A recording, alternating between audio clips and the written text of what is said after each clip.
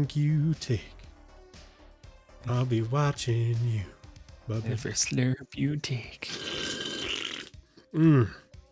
Delicious. Run the intro.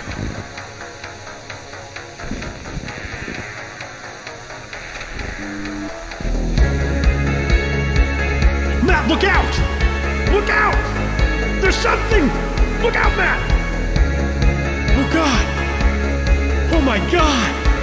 Matt, are you okay? What? What's happening? Oh. It got real morbid there for a second, didn't it? It did get a little morbid there. Oh, my God. How hard did everybody cringe? Now... It scared the shit out of me. I was like, what is happening? What's going on? I want to eventually add like a little commentary over the intro, so it's not just ding, ding, ding, ding, so we can say like in the world or so, stuff like that, like just creepy stuff, right? You know what I'm saying? Get more centered here. I have an intro, and I'm just going to read it. Well, hello there, kindly viewer/listener. Welcome to our second haunting for the month of October, a haunting that hinges on the scariest yet, because not only is the subject matter sickening, a location absolutely spine-chilling. No, in fact, the scariest part of all of this is left to the he said, she said, the misinformation. So sit down and buckle up, because this is Morbid Message Monday, a show brought to you by TechMess about all the ooky, the spooky, the paranormal, the horrible, and the downright strange things that happen in the world we inhabit. My name is Jake. And my name is Matt. And today we have a location brought to our attention by the one and only SimplySuperDave. Let's go. SimplySuperDave. The Ellerbe Road School in Shreveport, Louisiana. Louisiana. You down on the bayou. Many a crawfish boil. Get you some Creole. You're down on you. The Ellerbe Road School was a school that was located in the middle of farm country, isolated from basically everything. Originally named the George Washington Carver School in 1957, the school was primarily for African American children. And I just have to say, I'm very glad that I wasn't alive in this time period, because what the fuck? Separate schools just really just drives me insane. You know what I mean? Yeah. It just drives me a little insane. And real quick, Matt, please cut this out of this episode, but scoot a little back from your mic, friend. You're literally Am I like, too close? Hello there. I'm following the... Oh, okay, yeah. Yeah, you see what I mean? All right. You lean in. I do the same thing. I get it. I know. It's just like, I just want to get closer to the I audience. know you want to get closer. You want to feel. You want to feel. I want to feel. I want to be there. Absolutely. Anyway, being that it was isolated from society, the school had a lot of troubles with keeping students enrolled. No shit. In fact, the problem... Oh, really now? In fact, the problem persisted to the point of the school's closure in the year of 1973. However, in 1981, it was leased to a Baptist tabernacle. Tabernacle? I can never say that word. It's a tabernacle. Tabernacle. As a satellite campus for Louisiana Baptist University. This lasted only 4 years before it was shut down again in 1985.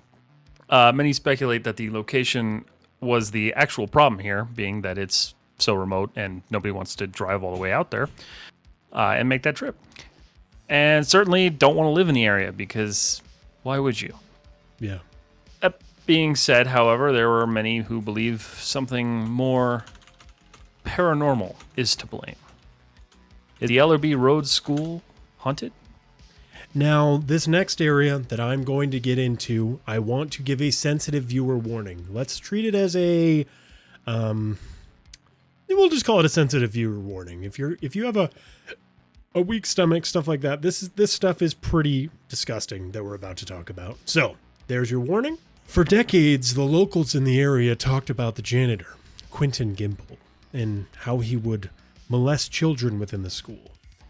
That, however, wasn't the worst of it. According to the locals, Quentin actually amped it up by actually taking the children and presumably murdering them, because none of the children mentioned were ever found again. The school board supposedly knew about what was happening and decided to stay quiet as a result. These crimes were sickening.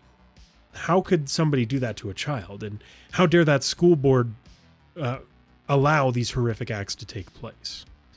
Quentin's final alleged transgression was that he took several children into the gymnasium, molested them, and then locked them inside after setting the entire thing ablaze.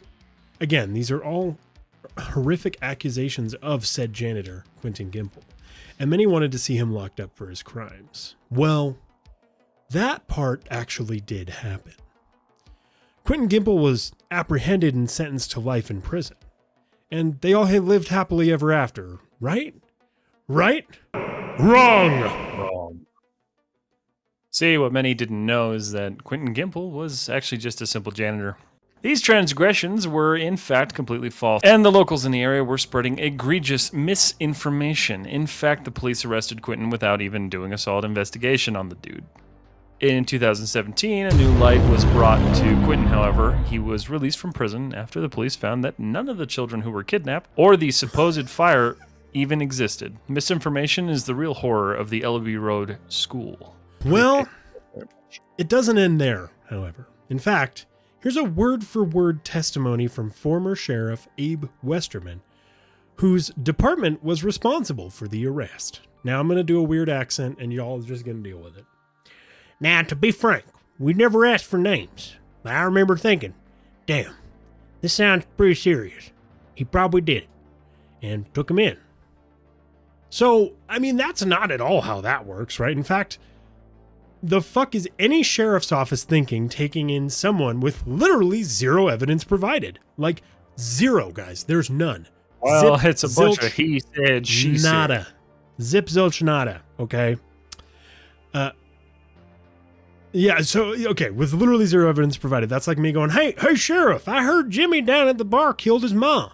No, I don't have any proof, but you should arrest him anyway for killing his ma. Sheriffs like Abe Westerman would say, put him away for life, without even looking into the alleged crimes. It's just all so incredibly frustrating, right? It's just... Now, here's some more of what Westerman said of Quentin and his alleged crimes. Someone had just mentioned it in passing, and it sounded believable. I didn't think anyone would make something like that up, so we just rolled with it. The guy looked weird anyway, and come on, the guy allegedly kidnapped a bunch of kids, and now he's allegedly burned down the school. He wasn't going to be out on the streets. Not on my watch. What the fuck, Shreveport? That's not good. It like, literally, we're talking... It's like walking... We're talking like walking no to a gas evidence. station and somebody looks at you wrong and well, he threatened me. Yeah, no, and this is the thing, okay, about Quentin Gimple, okay? He was literally just said to have done these things, and that is 100% it. He never molested any kids. None of the kids ever mentioned existed, according to anyone. Like, they were like, wait a minute, what?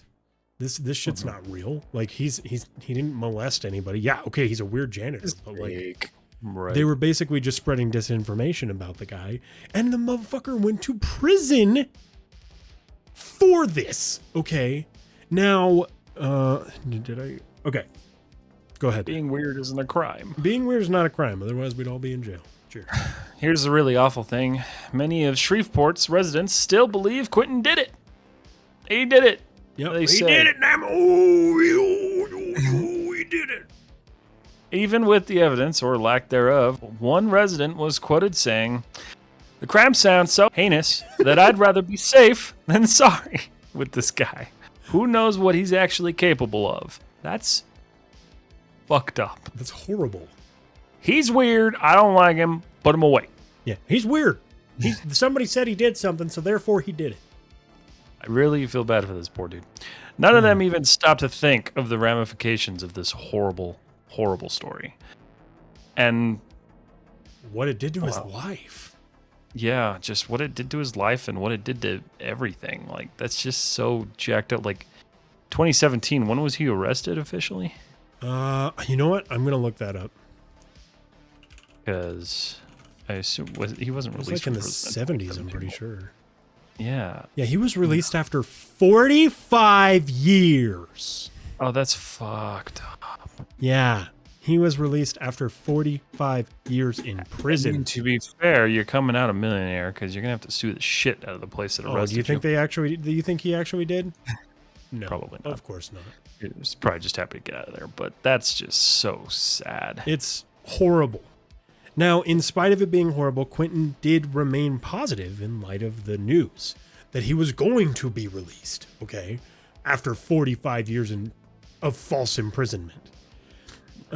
He was quoted saying, "This is a great day for me. The news is really uplifting. I'd relegated my thoughts to the realization that I would spend the rest of my life in jail. I can't wait to go see my wife and my parents."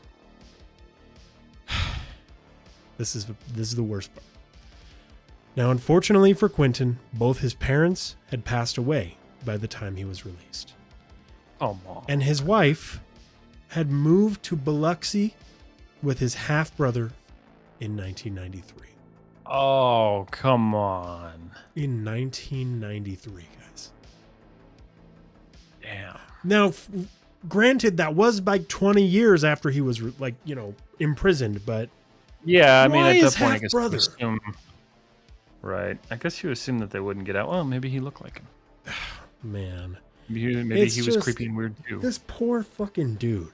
Yeah, that's really sad. It's all just absolute bullshit. That's why I said the real horror of the Ellerbe Road School is the absolute injustice. And then you guys all seem to agree. I would have sued the motherfuck out of these people. Are you kidding This is one me? of the few times where chat's going off on a Morbid Mention Monday. They're like, what the fuck? I'm gonna go What the hell? Abe Westerman is dead. Who do I have to kill? I mean, who needs to die? The sheriff literally coming out and being like, yeah, we just heard that he did something terrible. Like, are you fucking joking, guy? Are you fucking joking? Chronic Clown 505, good to see you. He looked at me wrong and set a bunch of kids on fire. I'm putting them away. Yeah, exactly. Oh, well, he was a weird janitor, and therefore he was a child rapist. Like, literally. He smelled a little weird, so that raises suspicions. There is some things that I'm going to say before I get into this next paragraph. Children of the school did claim to feel scared being at school. They would hear voices, screams. Sometimes they would hear other children laughing that they knew weren't there. Things like that, right? Just a general uneasiness in the time that they were going to the school. Those thoughts led to a man named Quentin Gimple being imprisoned for 45 years with no evidence. It's pretty sad. Yeah. It's super fucking sad. Now, the school remains abandoned and is host to supposedly many ghosts, demons, and hauntings, as well as goth kids who go to get drunk and have edgelord sex. The ghost stories actually drew ghost hunters and paranormal curious folks to the actual school. Reports of children laughing, screams, an old man making strange noises, and even a school bell ringing are just a few of what has been seen and or heard. School bell at a school? Oh my god.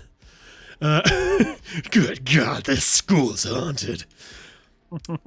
Some even say they feel invisible touches when visiting the abandoned school. Like a ghost. That's when you leave. On their shoulder. I'm out. That's See you when later. you fucking leave. Yeah, that's it. That's it. I already refuse to play Phasmophobia in VR with the haptic suit that I don't own.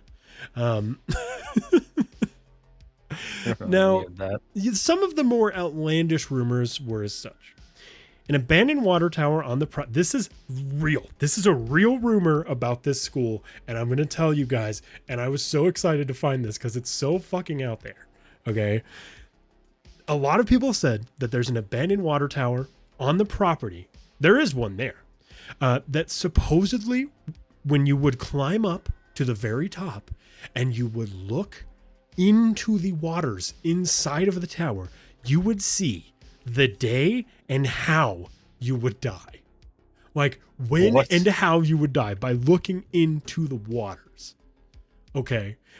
I think that you're more likely to die climbing up a decrepit fucking water tower that could collapse at any second.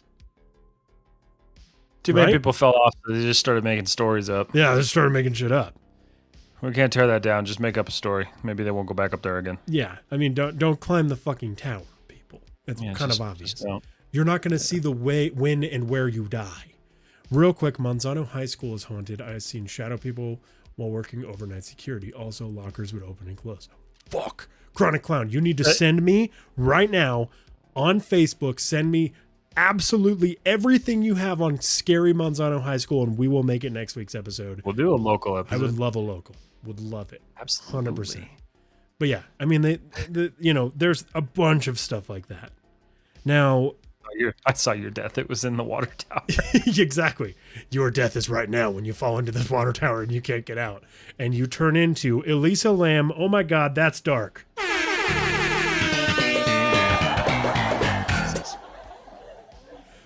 For those of you who are unaware of who Elisa Lam is, she was at the Hotel Cecil, and people thought she was murdered. They found they found her in the water tank upstairs. There's comedy and tragedy. The ending result of Elisa Lam was that she was on a psychotic craze, a depressive craze, and she threw herself into the water tank, and she couldn't get out. That whole documentary, man, was just rough. Just the drinking the what? Yeah, 3 a.m. and a little girl would be, but I would never find her. Chronic Clown, you need to send me list by list. I will give you credit here.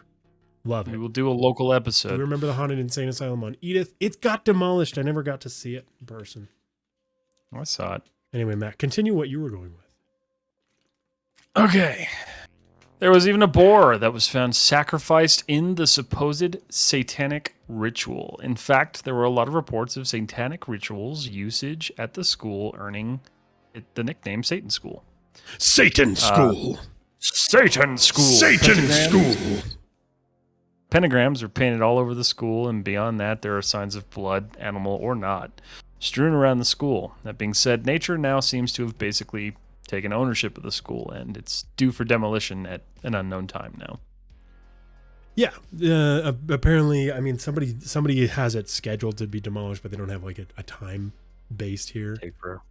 Just take forever. Real quick before I end this episode, I want to read chat. I witnessed it all, man. Sounds of chairs slamming against a building. I turned the corner and boom, a bunch of chairs, but nobody was around. Damn. That's super scary. I would have quit the next day. Oh man, I went. It was scary as fuck. Damn, I wish I could have seen it. Welcome to this scary school based on an innocent janitor. Please ignore the sex sounds. There are also teen orgies here. Yeah. Edgy goth sex. I'm yeah, gonna edgy tell you that goth right now. sex. You know, they're listening to who knows what. I mean, probably like Marilyn Manson at that point. Or like Closer by 9 Inch Nails. You know, just super cringy as fuck. Anyway. Yep. Folks, that ends our story on the Ellerbe Road School. One of pure injustice. Thankfully, justice was finally found, just incredibly late. Quentin Gimple is a free man still to this day. He was never brought back in or anything like that. Now, yeah, if anything, if I want to leave you with anything, it's there's a lot of injustice out there. So many Quentin Gimples are out there that we've just never heard of. And maybe we should do something about it. That's all I'm going to say. That's all I'm going to say. Yeah. Folks, thank you so much for joining us this evening for this episode of Morbid Message Monday. I hope you have a wonderful night or day or whatever happens to be that you're having, kindly viewer/listener. And Matt, you got anything else? I do not. Then we will see you all in the next one.